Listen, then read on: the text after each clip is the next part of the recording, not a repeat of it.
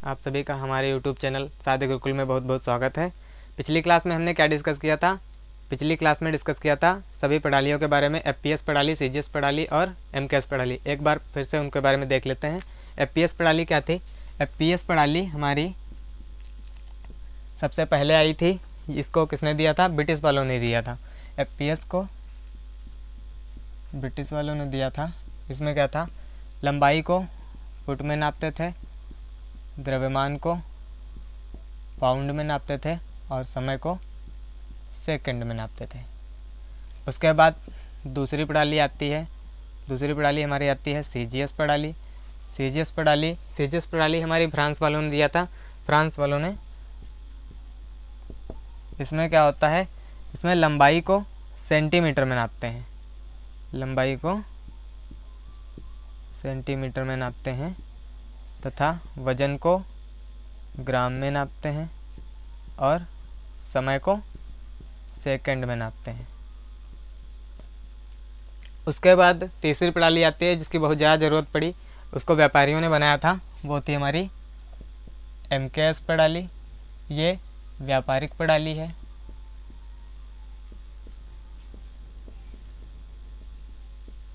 इसमें लंबाई को मीटर में, वजन को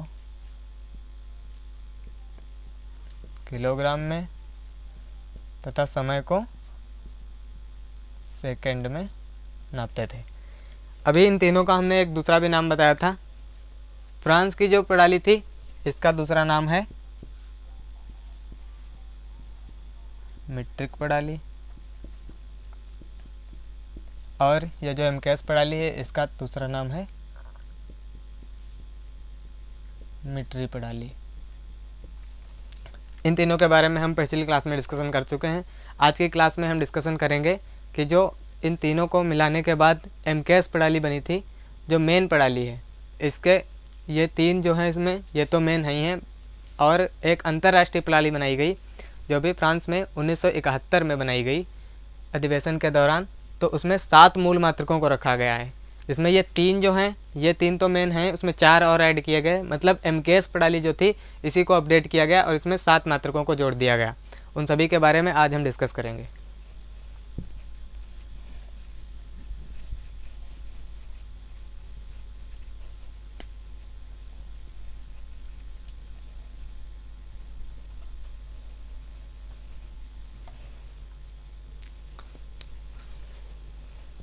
आप पढ़ेंगे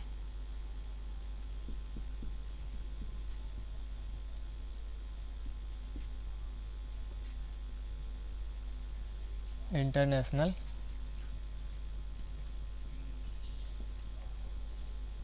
सिस्टम ऑफ यूनिट, जिसको हम अंतर्राष्ट्रीय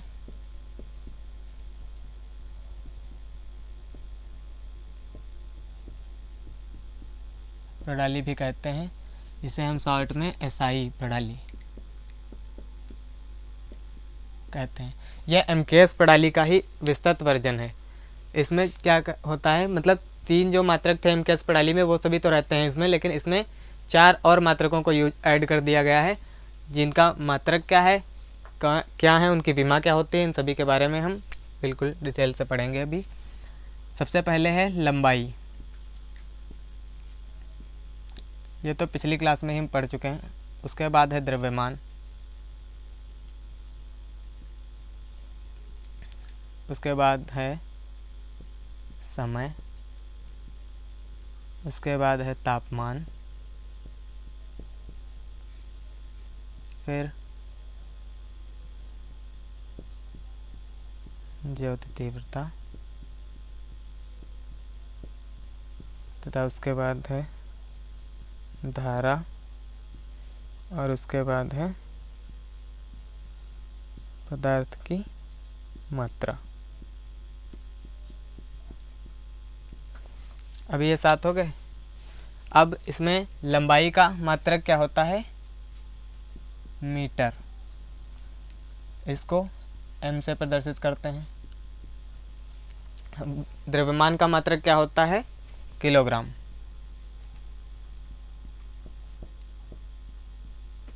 इसको केजी से व्यक्त करते हैं। समय का मात्रक होता है सेकंड, इसे स्मॉल एस से प्रदर्शित करते हैं। तापमान का मात्रक होता है केल्विन, जिसे हम लोग के से प्रदर्शित करते हैं। ज्योति तीव्रता का मात्रक होता है कैंडेला, जिसे हम CD से व्यक्त करते हैं। और धारा को हम एम्पियर में नापते हैं, इसमें एम्पियर को हम ए से व्यक्त करते हैं। और ये पदार्थ की मात्रा, ये हमारा केमिस्ट्री का टॉपिक है, ये केमिस्ट्री से लिया गया है। इसको हम मोल में नापते हैं।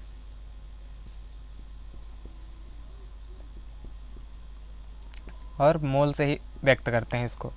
अब बात होती है कि इन सभी के हमको मात्रक तो पता चल गया, लेकिन अब इनकी विमा कैसे बनाएं।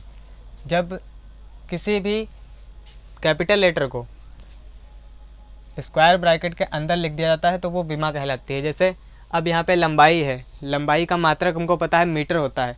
लंबाई का मात्रक जब मीटर होता है तो इसकी विमा क्या होती है। लंबाई को हम L से व्यक्त करते हैं, इसकी विमा होती है कैपिटल L। द्रव्यमान, द्रव्यमान की विमा, उसके बाद समय की विमा, उसके बाद तापमान की विमा, फिर कैंडेला जो तीव्रता की विमा, उसके बाद धारा की विमा। और ये जो है पदार्थ की मात्रा, इसकी कोई विमा नहीं होती है। यह केमिस्ट्री का टॉपिक है, बस इसमें इसको ऐड किया गया है 7 मूल मात्रकों में। अब सबसे पहले लंबाई की विमा होती है कैपिटल L। द्रव्यमान, इसको इंग्लिश में मास कहते हैं, इसकी विमा होती है कैपिटल M। और समय, समय का मात्रक होता है सेकंड, लेकिन इसकी विमा होती है कैपिटल T। तापमान, तापमान की केल्विन में नापते हैं, इसकी विमा K होती है। ज्योति तीव्रता कैंडेला होता है, इसकी विमा C होती है। धारा एम्पियर में नापी जाती है और इसकी विमा कैपिटल A होती है। ये सभी हमारे ये 7 मूल मात्रक हैं। इसके बाद कुछ 2 मात्रक और भी होते हैं जिनको संपूरक मात्रक कहते हैं, उनके बारे में भी हम जान लेते हैं।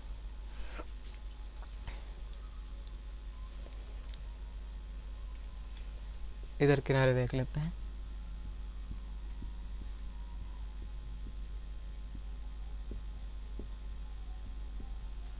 संपूरक मात्रक ये 2 होते हैं सिर्फ। पहला होता है समतल कोण, दूसरा होता है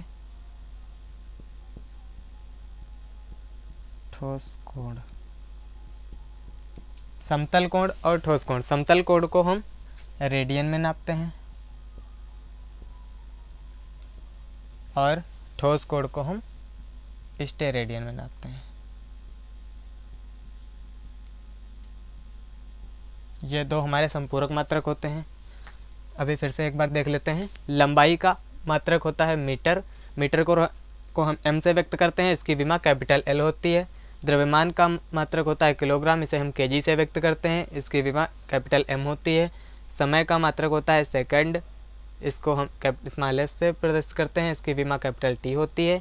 और तापमान का मात्रक होता है केल्विन, इसको हम कैपिटल K से प्रदर्शित करते हैं। ज्योति तीव्रता का मात्रक होता है कैंडेला, इसको हम स्मॉल CD से व्यक्त करते हैं और इसकी विमा कैपिटल C होती है। धारा को हम एम्पियर में मापते हैं, इसे A से प्रदर्शित करते हैं और इसकी विमा कैपिटल A होती है।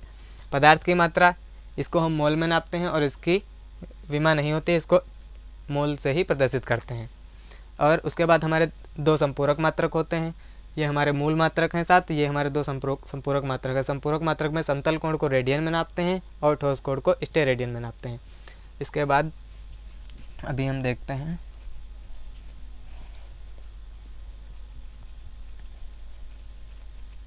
ये हमारी 7 मूल राशियाँ होती हैं, इनके 7 मूल मात्रक होते हैं, लेकिन कुछ व्युत्पन्न मात्रक भी होते हैं।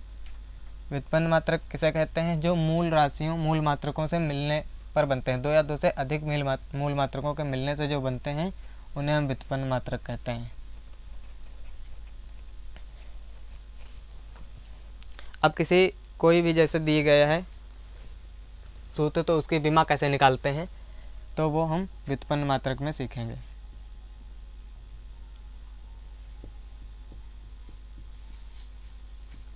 व्युत्पन्न मात्रक क्या होता है और इसमें ये कौन से सूत्र को मिलाकर बनते हैं, ये सब हम अगली क्लास में देखेंगे। आज की क्लास के लिए इतना ही। सभी लोग हमारी सब क्लास अगर पसंद आई है तो हमारे चैनल को सब्सक्राइब करें।